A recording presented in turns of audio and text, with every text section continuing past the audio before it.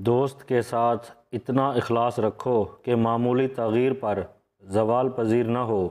بے وقوف کسی کی نصیحت نہیں سنتا۔ اگر عزت زمانے سے محفوظ رہنا چاہتا ہے تو عورت کے کہنے پر کبھی عمل نہ کرو۔ اس شخص کو نفس مارنے سے پہلے مار دیتا ہے۔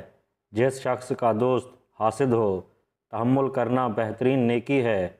جس بات کے نہ جاننے سے شرمندگی ہو، اس کو لازماً جاننا چاہیے۔ دنیا کو سرائے اور موت کو میزبان سمجھو۔ جو ملے وہ کھا لو، جو لے لیا جائے اسے طلب نہ کرو۔